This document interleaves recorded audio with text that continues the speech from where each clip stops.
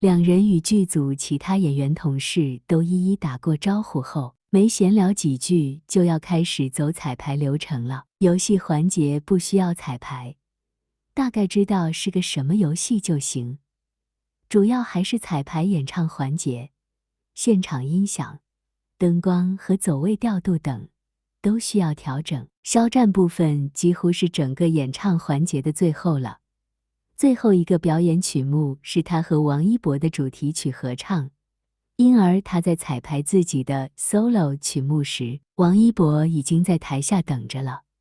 等他结束自己的角色曲，就到双人合唱彩排了。王一博走上台，两人目光相接，不约而同地朝对方挥起手打招呼。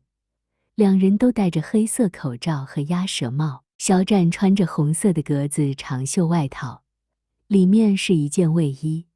王一博则穿着绿色的卫衣。肖战的嗓子已经火辣辣的疼，尤其是刚刚还唱完了一首歌，他时不时地用手揉捏喉咙。这个动作被时刻注意着他的王一博看到了。中途商量走位和镜头的时候，王一博赶紧凑上去问他喉咙的情况。肖战拉上推在下巴的口罩，才附在他耳边说了声没事，显然怕传染给他。但他似乎忘了自己在车里跟王一博吻得难舍难分这回事了。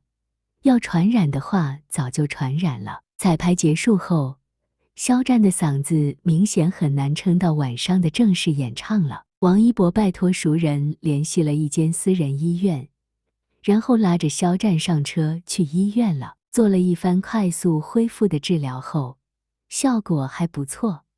晚上大家聚集在后台的时候，肖战开口跟他们闲聊的时候，声音已经听不出沙哑了，但人看上去还是不够精神，状态有些懵懵的。游戏环节分3个部分，第一个游戏是做小摩托拔河。肖战和王一博分别为红蓝两队的队长，经过2场队员出战各胜1局后打成平手，最后一场队长决胜负。也不知道是举办方工作人员的疏忽忘了检查道具，还是王一博天生自带破坏气场。作为摩托赛车狂热者的王一博，在比赛开始之时碰的第一个小摩托方向盘被他玩2下就脱落了，正常转2圈，方向盘就掉了。肖战今晚很少开口说话，大多时候都安静在一旁看他们商量，看他们玩，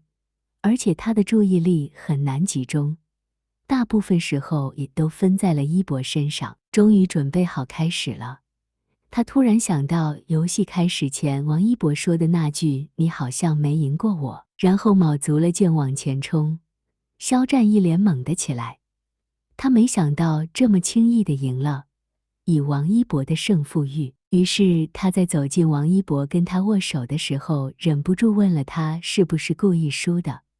可王一博的回答也是挺有意思的，他说鞋子太滑了，说着还用鞋子蹭了几下地板，给他演示了一下鞋子有多滑。虽然王一博输了，但肖战没有从他脸上看到一丝表示惋惜的情绪，反而笑嘻嘻地对着他做了个打脸的动作。肖战被他逗笑了，心里也大概明白了他此举的含义。第2轮游戏是报数，肖战队由于有大成这个游戏黑洞，输得很彻底，为此大成承受了肖战好几次的摇头叹息。这一轮输的那一方需要接受惩罚，扮演某个角色，再演绎相应的台词，当然选择权在赢的那一方。王一博和刘海宽以及季礼3人在暗搓搓的商量，其他队友都在看戏，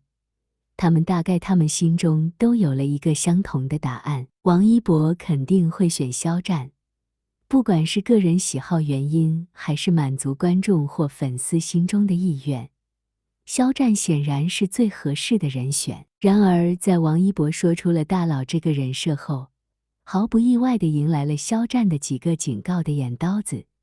季礼还在一旁幸灾乐祸，一博，肖战瞪你了。王一博依旧嬉皮笑脸，拿起话筒跟肖战解释，这是我们3个人商量的，不是我一个人决定的。就在大成、于斌他们在一旁事不关己地看好戏时，王一博却放下话筒，悄悄跟刘海宽他们说，肖战他嗓子不好，让江城来吧，让肖战休息一会儿。大成绝对没想到吃瓜会吃到了自己的头上，满脸的不可置信，这瓜居然砸自己头上了。王一博搞什么呢？其他人也是满脸意外的样子，连主持人都忍不住调侃，好意外哦，想了这么久居然选了江城。一旁的肖战也是颇感意外，但这结果他挺满意的，于是对王一博绽放了大大的笑容。最后一场游戏是背着背篓抖落里面的乒乓球，